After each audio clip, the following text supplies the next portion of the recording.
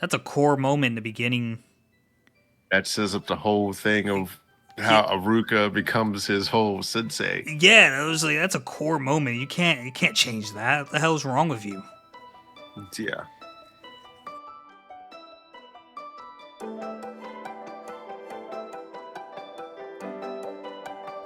Ladies and gentlemen, welcome back to Herbal Synergies the Shop. I'm your host Sinji. With me, as always, my co-host Irby.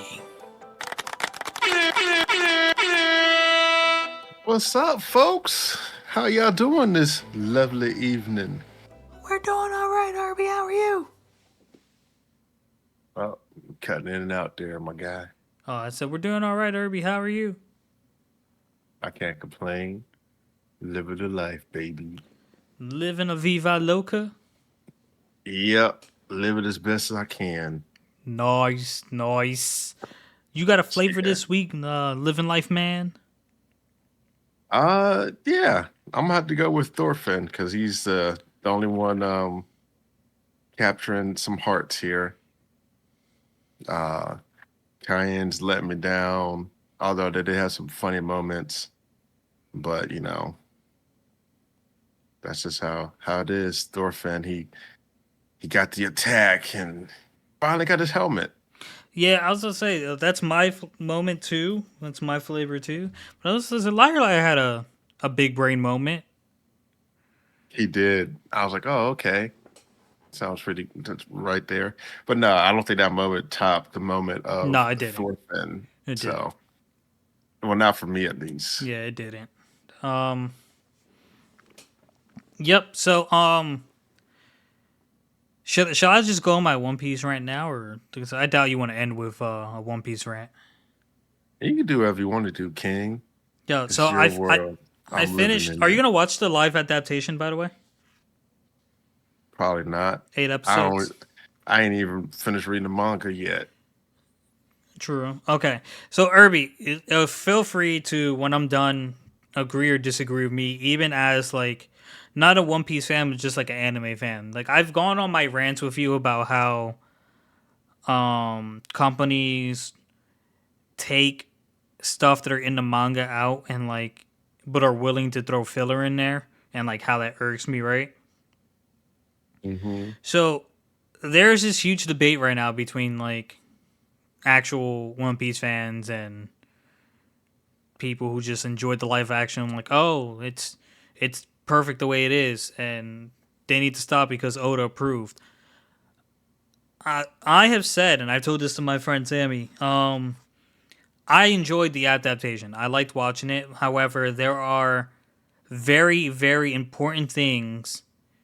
There are very like they pertain to the how things develop and like they're core parts of the story that were changed and should not be changed. So I'm just gonna list a few of them, and then you can agree or disagree with me. But like these couple things, like they bothered me while watching. First of Hmm. all, they gave Bucky more screen time, which I didn't mind that at all.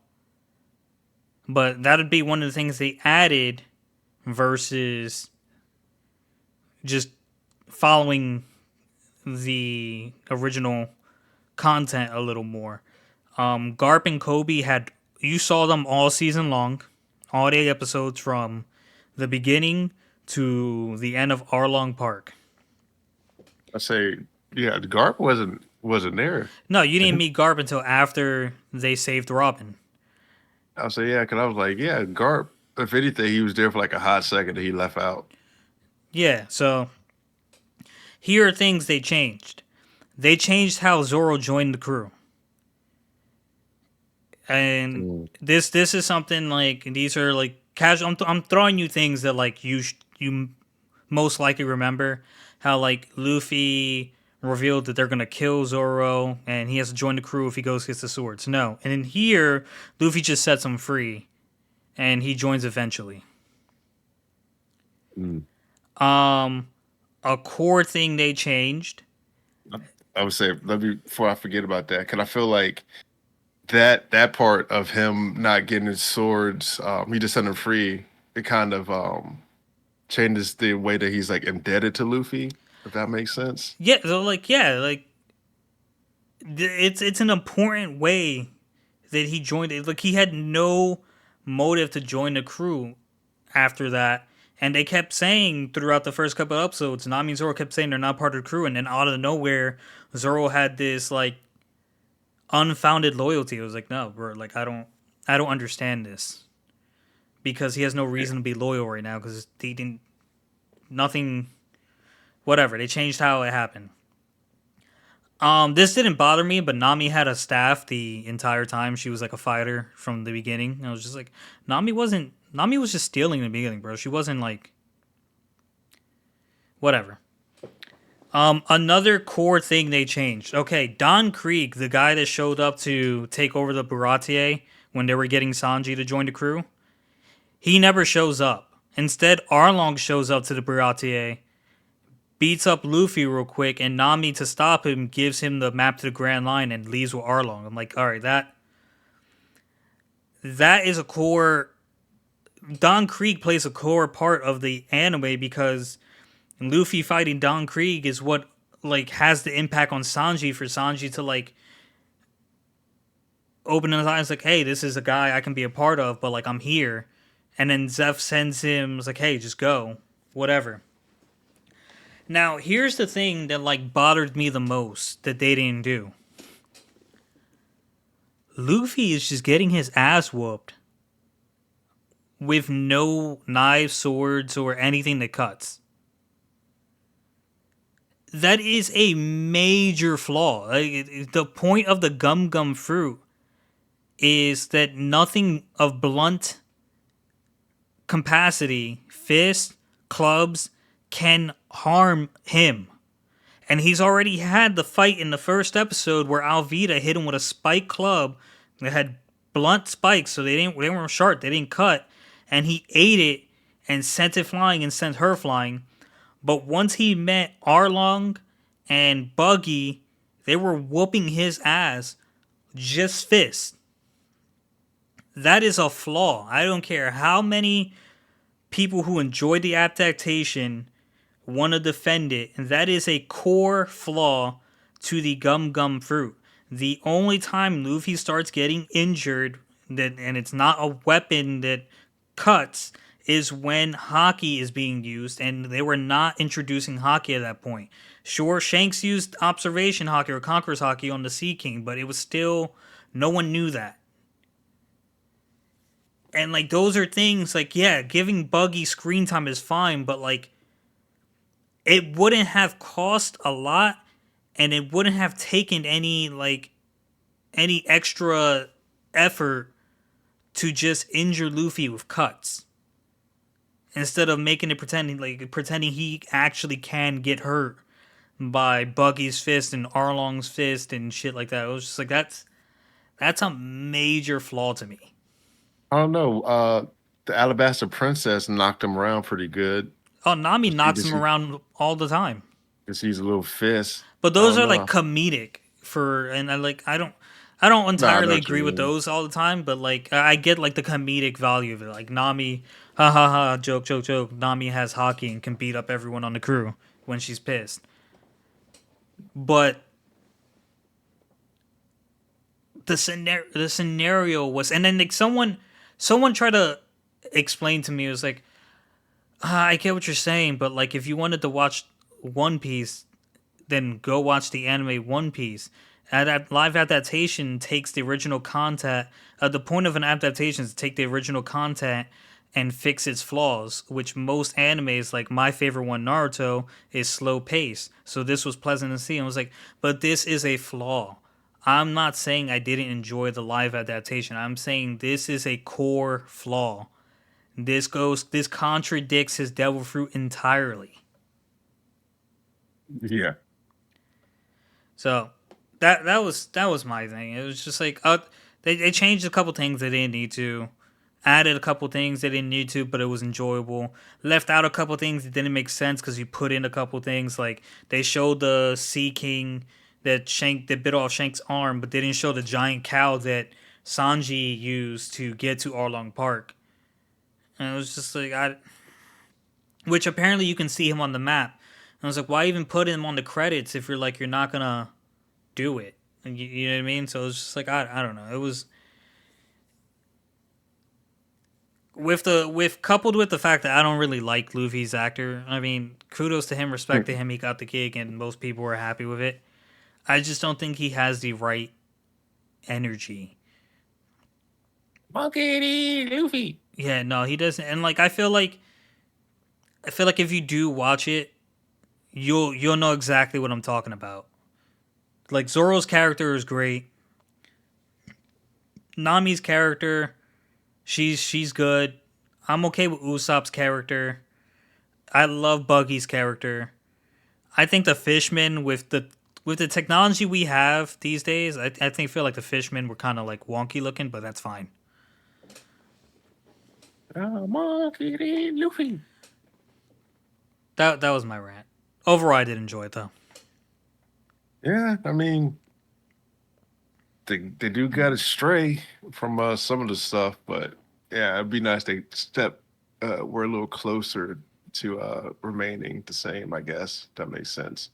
Yeah, it'd be like I feel like it would be like if they did because someone mentioned like I hope they do a Naruto adaptation, but like kind of like this, fast paced. I feel like it would be like Naruto, them doing like having Naruto, but Mitsuki didn't get him to steal the sacred scroll. Someone just taught him Shadow Clone Jutsu. I was like, whoa, that's a core moment in the beginning. That says up the whole thing of Yeah, how Aruka becomes his whole sensei. yeah, it was like that's a core moment. You can't change that. What the hell's wrong with you? Yeah. Um. So yeah, I mean, you definitely can't do that. I feel like that would alter the whole. It changes things, right? Like, Yeah, like he would have no reason to like stop being a brat or have no reason.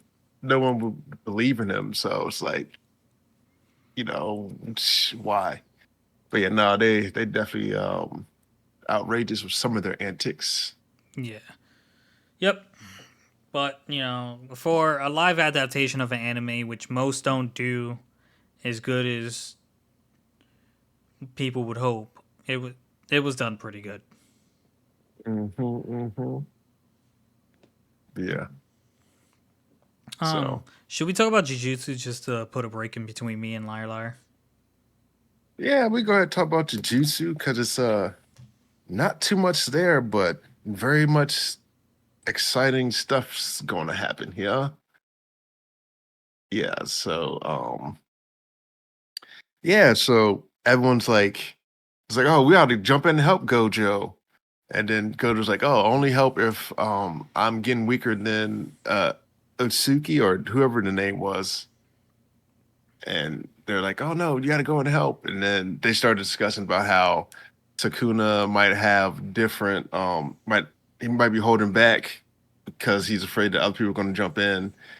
But Gojo isn't like holding back pretty much because he has nothing to lose. And so they're like, yeah, if we jump in, Sukuna will just do his mega attack. But they don't. But my man Gojo lost an arm. I was like, No, oh I know. no. I was just like, and they were like, his healing's running low. I'm like, oh, did he grow the arm back? I was trying to catch a good look real quick. I was thinking he's gonna grow the arm back too. I was like, oh, is he just gonna like I grow it know back? that would have been wild, bro. It was just like I don't know. Suguna's like really wary of that purple though. Yeah, I mean, like in theory, I was thinking like this should Gojo have even gotten cut? I was like, I don't know. It's like who knows? I don't know, man. Cause I was like, I don't think my man should have gotten cut, but he ended up getting cut. So, but yeah, I was like, oh man, look at this and that and like this and like that and like this and Yeah, it's like this. So next just chill. episode. Yeah. But yeah, it was. I was like, man. So he got cut his arm off, and then I like the little note they put in 41 seconds from now, Gojo will cut through Sukuna again with like purple. I was like, oh okay. I was like, it's gonna happen. We're about to get something. Yeah. And so I'm I excited feel like about this that. is Jujutsu's longest fight yet. It is. It's real long, and it's Yeah. from two monsters of people. Yep. And so I like couldn't agree more. I wonder what Dragon Ball is gonna do absolutely after nothing. after the movie. Who knows? There, I feel like honestly, I think I said this the first time around. I think they were absolutely screwing manga readers right now. They are. Come on, you put out a chapter a month, and you're using how many months just to put the movie you already made into manga format? Yeah. You could have just made one or a two-part long special, made it one of those side one shots or whatever, and kept going. I feel like maybe the creator might be stalling to like put his thoughts together. Which just take a break, dude. I don't. I'm Um, okay with artists taking breaks. Oda needs a break. man's yeah, coming out with maybe a think about man's coming out with a spin off. Like, what are you doing? You already don't sleep. Why are you making a spin off? yeah, maybe think about how uh Naruto's creator came back and was like, "Hey, I'm taking back over Boruto because And it got he's better. messing it up, and it got way better quick." So yo, what are you guys doing? Yeah, because there's a lot of stuff that I was like, man, Yo, I I'm forget, so hyped to see the next chapter. I And the forgot, sad part is, it's probably just gonna be talking. yeah, I forgot exactly when he took over because I think it might have been after Sasuke I got taken out. I'm not too sure. I think you're like, all right, that's enough. You messed this up enough because You don't, you don't took the eye out. You killed my boy Kurama. What are you guys doing here? yeah, like I feel like I don't know. I feel like it could have been way better sooner, but sometimes you have to let people go to make their own choices and mistakes, and hopefully that creator learned from his mistakes and then come up and do something better. Also, which reminds me of how the live adaptation of Dragon Ball, how Akira Toriyama was like, "Hey, I think you should do this, that, and the other," and they were like, "Oh no, we got it." They had like a false sense of confidence, Mm-hmm. and that movie was terrible. You sent me that, right? Yeah, Yeah, it was just like that's what I'm talking about. Like sometimes it's you're already doing something way different than the anime with a live adaptation. The next thing you should want to do is try to make it as authentic as possible. No one is gonna expect anyone to do the entire Dragon Ball, Naruto, Bleach, One Piece series in a live adaptation. It's way too many episodes. The budget's probably costs way too much. A fast paced thing like One Piece did was most likely the way to go. But again, you changed things you did not need to change.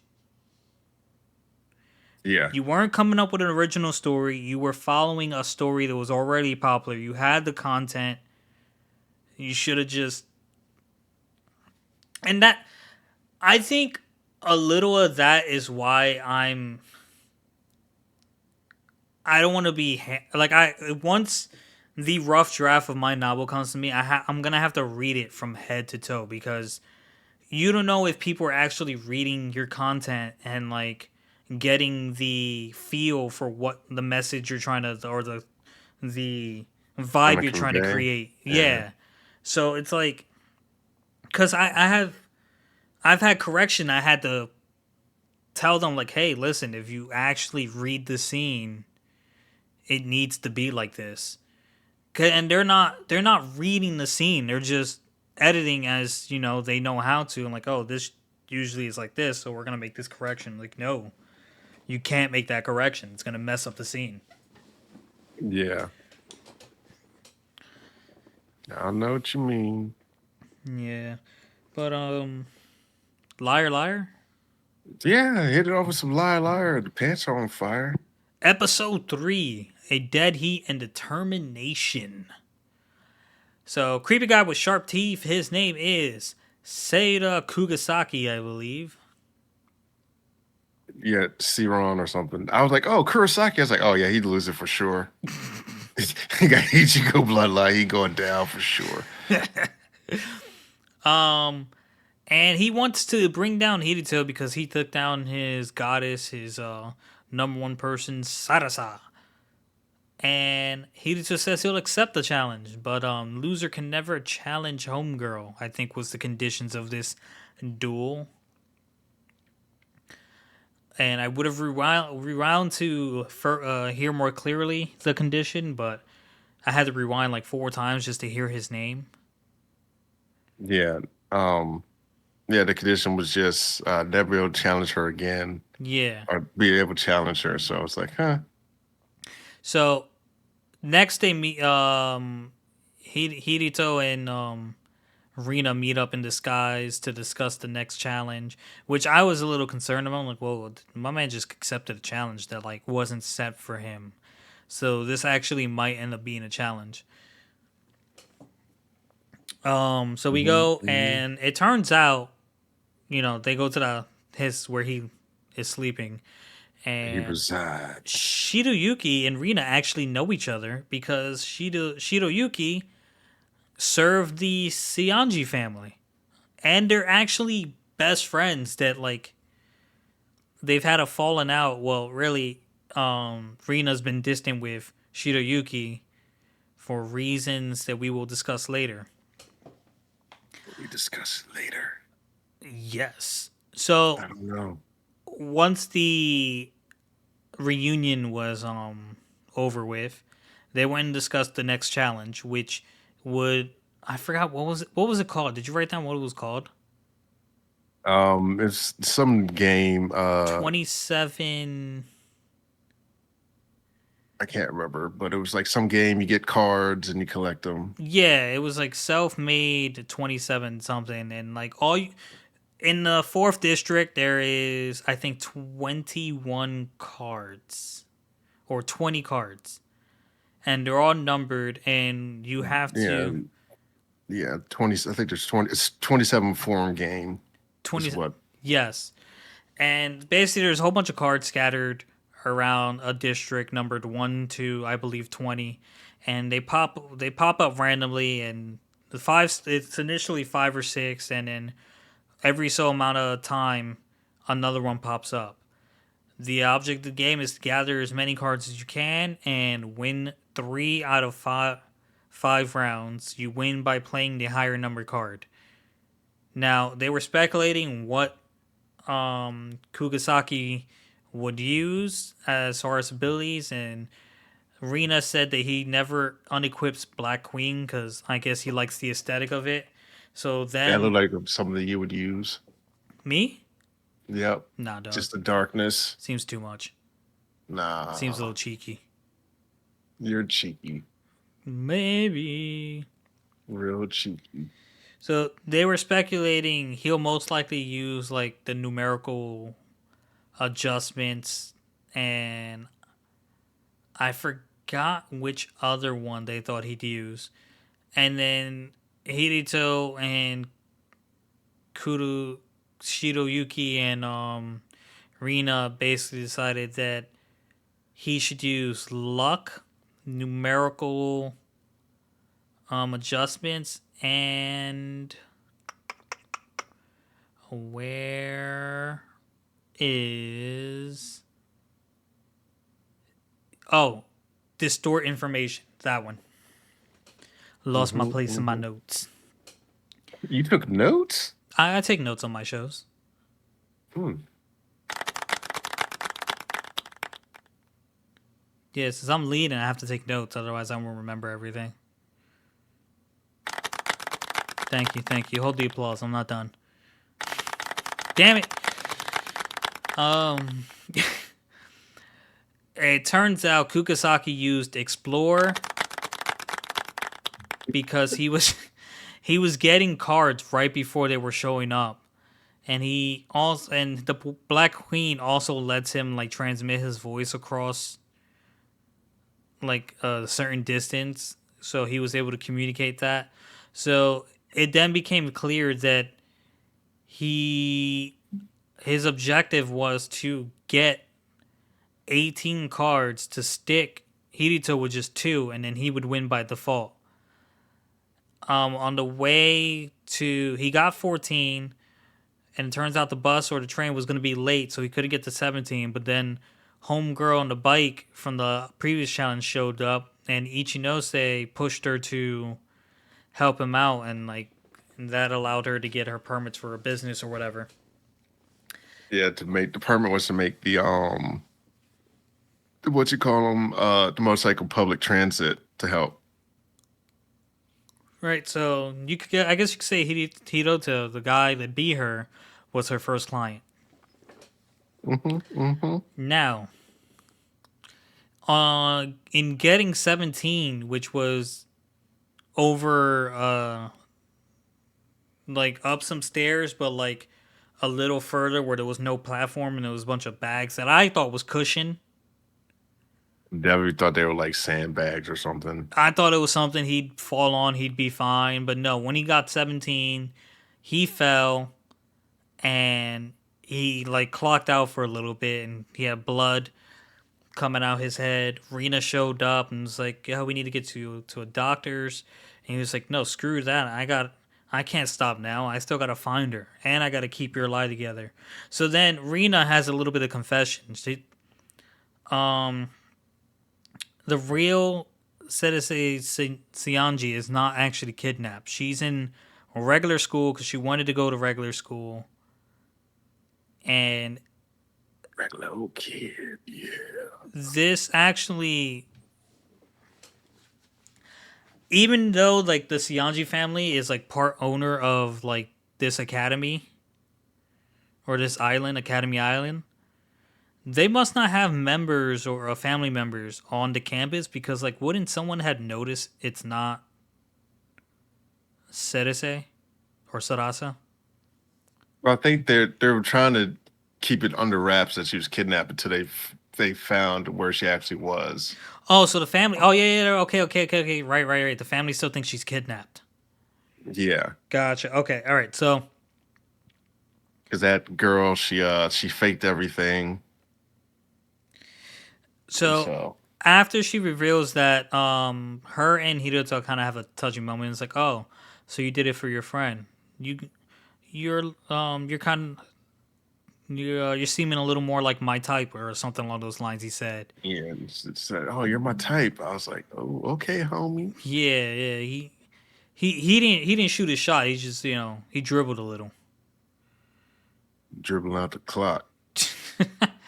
So like she had a moment where like she started to blush, but then looked away, and then Shiroyuki showed up and was like gave him an update on the status and basically said like how there's really no hope. He basically has all the cards, but Hiruto didn't give up, and like that kind of inspired her not to give up. And he came up with a plan. He asked if there was any cards that let you interfere with rules in games, and it's a 6-star level card, I believe, called Rule Breaker. And what he did was he used that knowledge of a card because since he's a 7-star, people know he people think he has access to it. So he used this to his advantage. And when it came time to face off with Kugasaki, Kugasaki laughed because dude only had 2 cards, so it was his automatic win. So he was saying, "What ends?" Hiruto was asking, "What ends the reveal phase?" And dude's like, "Obviously, when you win." He was still stalling. Like, no, you're not understanding. And that's when it triggered. They used the distort information to change the wording on the condition. So he goes, "No, what ends the reveal phase?" So when the creepy dude looked on his phone, he saw if either player runs out of cards, it ends the reveal phase. So Hidito threw out the 14 but kept the 17, and basically explained that made him think that they used Rule Breaker to change the rules. So Kugisaki ended up throwing away his whole hand, and then Hidito doubled back like, "Oh, I guess I win." He's like, "What do you mean? I didn't actually change the rule, or maybe you're just crazy. Look again." And it went back to its original form, saying if a player doesn't have enough cards, then the other one gets the win. And then Hidetsu shows that he never actually threw away the 17, so he played the 17, and since Duke couldn't play a card, Hidetsu won. Yeah, got him. That was big brain for a guy who like cheated his next two wins after the first one that he got lucky in. That was Mm-hmm, a big brain mm-hmm. play. Real biggest of brains. Brain drain. Nah, man. Yeah, Shoot. King-a-ling. it's on you now, big dog. Yeah, so here we go. The Aristocrats, Otherworldly Adventure, Serving Gods Who Go Too Far. Season 1, Episode 11, Omen of an Onslaught. So, Kain's at school, and this is when we learn that there's two different types of summoning magic. Uh, First, my boy thought he wasn't going to be able to participate because he was too strong. And they're like, oh, no, we're not doing attack magic, so you're okay to join up. So, the two types, it's a mutual understanding, or you can summon someone from a magic circle. And they give him these little sigils. And guess what my boy does? He summons the Prince of Darkness with his sigil because he released too much magical power into it. But the way he described it was he put magical power into it, and then it just kept siphoning his power off until that happened. Um, yeah. So then he starts talking to them, and the guy's like, "Who dares summon me?" And then like he checks his status and sees Cayenne. He's like, "Oh, I'm sorry, sir. Let's form a contract," which was kind of funny. The Prince of Darkness, and now they have a contract because he was scared because he was like, "Oh yeah, it's the God's blessing," or something he was saying. And so it all ends, and he goes back to the hall, and the king's there. And this is when my boy, they're like, his teacher's also there. He had the whole thing. They had summoned the whole Prince of Darkness by putting up a blinding light so no one else can see but him and the prince. And so the king's like, "Oh, will you show us your status now? Like, you must have got really strong to do that." And my man's a demigod from his training. So I'm like, man.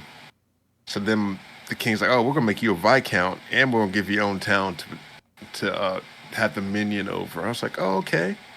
Man's getting some stuff. I was like, "That sounds cool."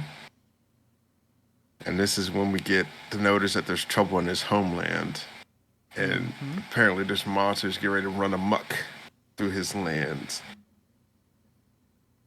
And so he goes to his homeland, talks to his brother, and there's like the omen of this is where the title of the show comes in, the onslaught, because I guess the onslaught happened before where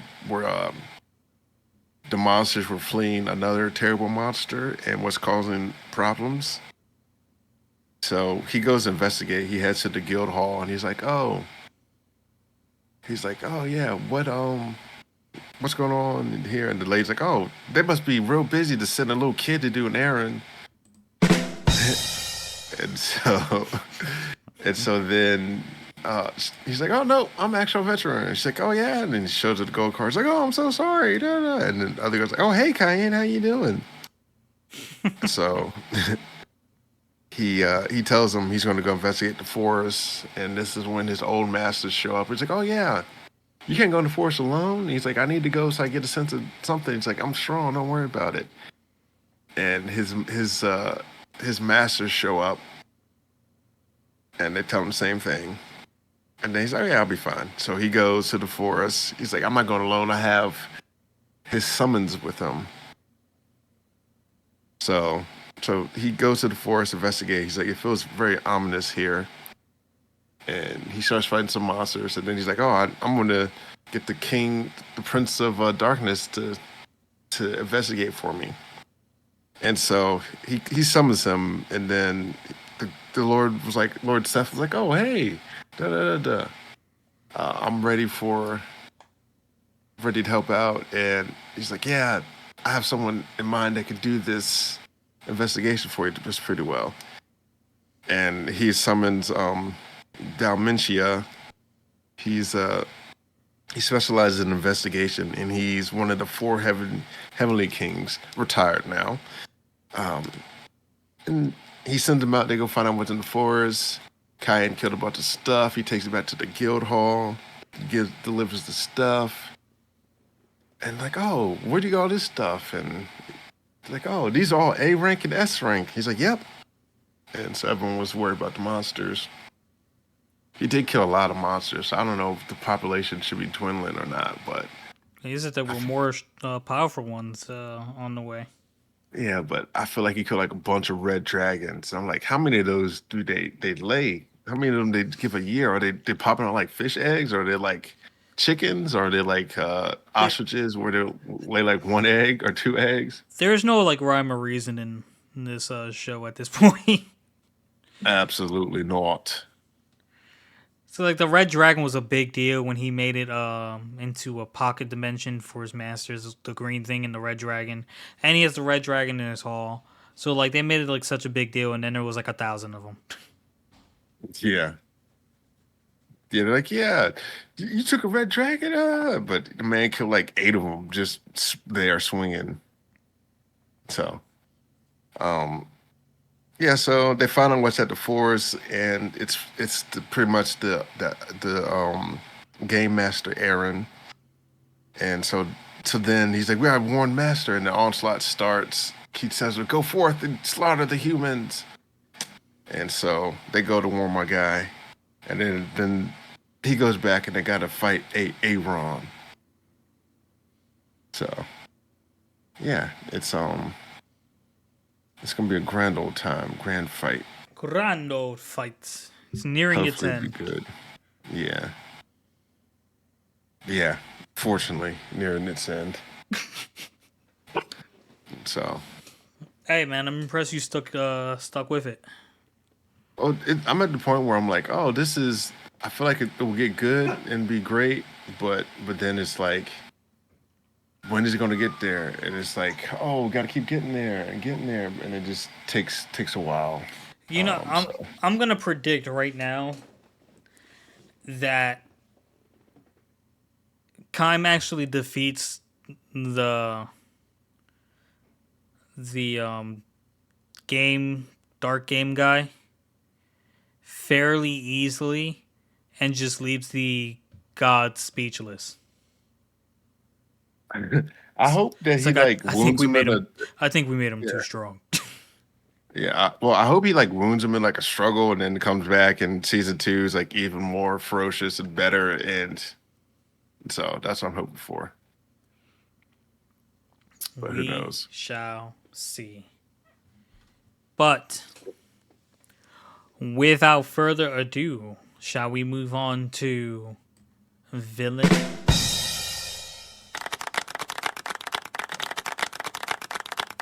Yeah, move on to Vinland. Let's go, Villain Saga, episode Wish there 7. was an actual drum roll. Won't be nice. Yo, it would be. That you know what? It's a shame they don't have that. It's a common sound. It should be a default. That should be a default sound. But episode 7, Normandy.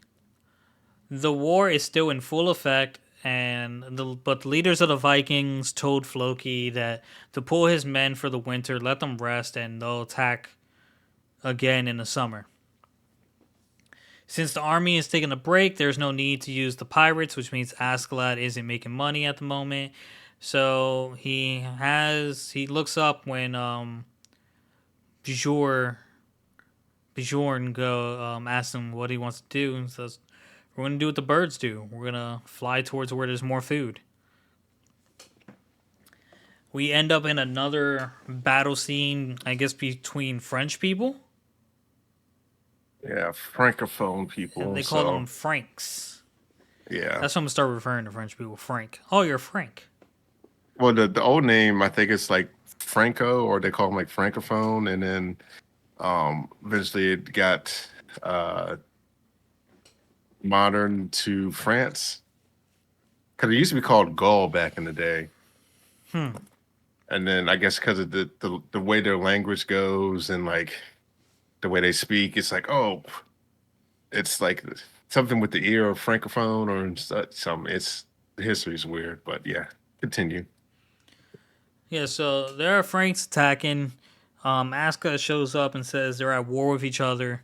And we're gonna side with the attacking side, which is also the losing side, by the way, because they did not make any progress getting into that barrier. Asuka calls on Thorfinn, who aged again, but I think this is the final time you're gonna see him like age this season because that's as old as you see him in the opening scenes, the opening theme song. Yeah. Asuka tells Thorfinn, "Go deliver this message. We will side with you, but give us half the spoils. We'll attack in the morning." Blah blah blah blah, and Thorfinn then turns and like, "Why? I'm ready. Let's do this." And Asalak kind of weasels his way out of it. He says, "You need to bring me the head of someone with a helmet first." So Thorfinn, he leaves pissed, but he goes Oh. and what's up? No, that was just me. I had a hiccup. Oh, Thorfinn leaves. He leaves a little pissed, but he goes regardless, and he's talking to the guys and like, does anyone speak Norse? And they don't really understand him. So the one guard tries to like detain him, but like just turns the situation on him and puts the blade against his throat. Like, do any of you speak Norse? And that's when we meet the Humpty Dumpty leader. Yeah, man, it's built all types of Steve like. Yo, stop. Take a picture of him, send it to the group. Um, Yeah. Dorfin's trying to tell the guy that everyone's gonna attack in the morning. It's better if you work with us, and he's not really believing Thorfinn. He's saying, why should believe like Normandy, and he's saying I should. Humpty Dumpty is like, I should just kill you now. And it's like, if you kill me, they're gonna side with the other guys. It won't really matter if we refuse. They'll side with the other guys. If you kill me and I don't get the signal, they'll side with the other guys, and you'll just lose. So you might as well just do it. And dude, he accepted the offer. He said, but like, if you're lying, I'll kill you. So Thorfinn sends a signal, which is a high arrow and two low arrows. And Aslak gets his crew to carry the boats, which doesn't seem like an easy task. It was It's, actually really impressive. well, one, how the heck do they even get the holes to carry the boat like that? Because like you just can't lift that thing up like that. No, not But I at don't all. know. They got like I don't think the boats. I think the way the Norse constructed their boats, I don't think they're that heavy anyway. some kind of Because light wood. yeah, Nah, but but I like, don't. no, I don't. I don't. You got to use some durable wood if you're like. You saw how they. It wasn't a high waterfall, but you saw how they rode down the waterfall. Yeah, Like, you can't. You can't do that with any kind of wood. it does take a special kind of wood, but I don't know how or what they did that. But And yeah, it it's so. was like, man, So I think it needs to be. From what I know in the building industry, if it's gonna be outside use, it's gonna get wet. It's got to be some kind of like wood that can withstand like water. And if it can stand water, it's probably also a little absorbent. So like, it's got to be heavier for them to carrying it directly out of water. I feel like, I don't know, but using, I think they only had 10 people carrying each boat, which seemed like more people than they actually had. But whatever.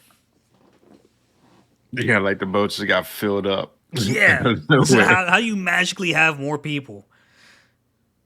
Um, But whatever, they carried the boat over the mountain. Some people thought they saw a dragon. These people weren't gonna win a war, bro. They were too gullible. So it's morning time, and Thorfinn is still with Humpty Dumpty. He's like, "Your guys haven't shown up," and he goes, "Just attack and see. Just attack already, fat ass, and you'll see soon." And the translator didn't even translate that, but Humpty Dumpty was like, "I feel like you just said something mean." Yeah. I was What like, the translator said, "Yeah." He was like, "I feel like you just said something mean." yeah, he So did. Thorfinn asks this dude which one's the leader, and he goes, the guy with the helmet. He's like, helmet? And my man just starts running, which Humpty Dumpty thinks he actually betrayed them and like sends them to attack Thorfinn, but they miss because they suck. And Astolat, he runs past as well, and actually makes that weird looking leader dude cower on the floor while they're carrying boats downhill now, which is even more impressive. You guys are Yeah. wild. My legs, I would did the three stomp drop where one leg gave out, then the other gave out, and I try to catch myself with the third one, but it already gave out, so it doesn't have the strength to catch me, and then I fall and tumble. Yeah. But they run down to the shore, put the boats in the water, and start attacking from the lakeside. Genius move. Even stupid, ignorant, idiot leader said, "That's smart." And they're with us. Let's go. Let's attack. Thorfinn does a freaking Olympic jump across the moat and digs both his daggers into the wood and starts climbing the wall. Now, when um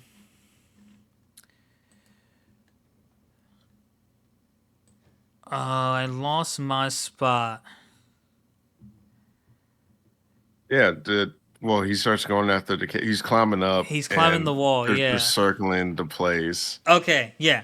He's and Askeladd's crew is circling the place. They're in range. The guys notice that they're coming in, so they start aiming their crossbows, not regular bows, crossbows at Askeladd, which he deflects an arrow easily.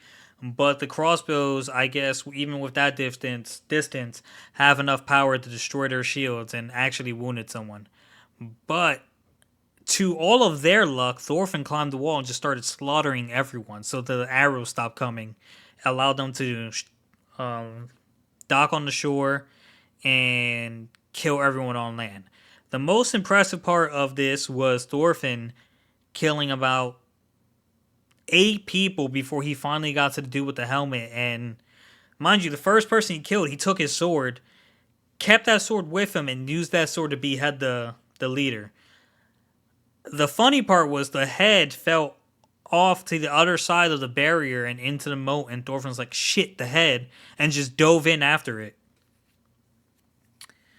So Yeah. before, and I wrote this down too. It was like Humpty Dumpty's crew is probably not going to be any types of useful in this battle.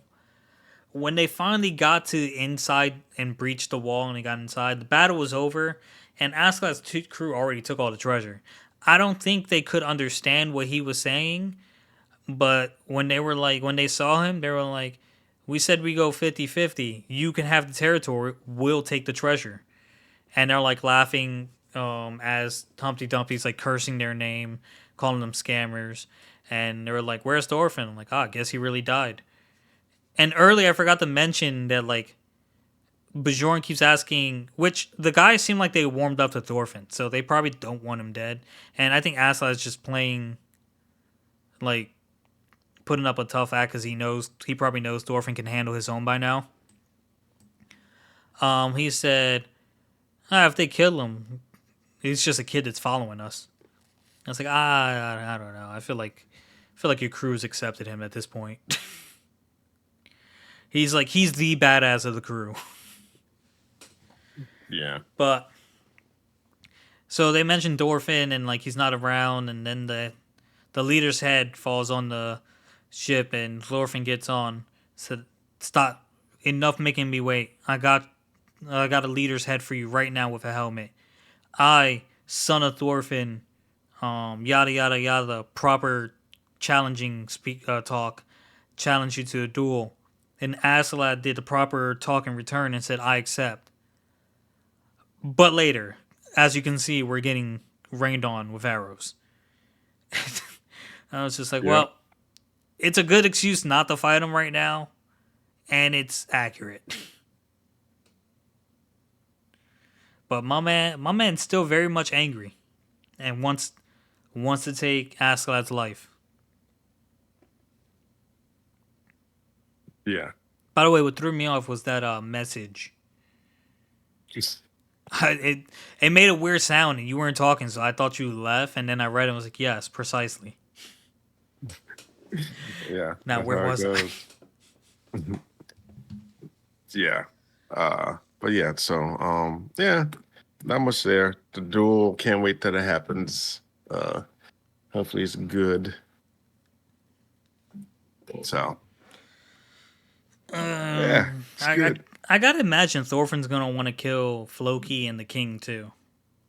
If I think he's gonna ask Glad, what made you do this to my father? And ask Glad's gonna tell him, he's like, it was just business, kid. And he's like, what? Who put you up to this? And then Thorfinn's gonna go challenge Floki, and then Askeladd is going to sacrifice himself for the kid, and then he's gonna come back and avenge both of his comrades. Hey, might. I just not gotta put that opening song on my playlist. Yeah, I don't skip it. I don't just say this song's too hype. Song too hype. yeah. You got anything else you want to say, Herbie?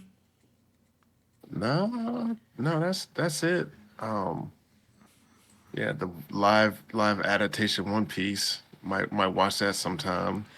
Even if you just put in as background, Monkey D. Luffy. you I should you should just give it like it's quick 8 episodes. It's not and they're not all the consistent same length. Like the first one is probably the longest one, I think. Yeah, yeah. So I'm like, yeah, it'd be background noise. Yeah. All right, guys, that's gonna do it for this episode. Thank you so much for watching. If you enjoyed, like, comment, subscribe, and we'll catch you next week. Peace. Peace.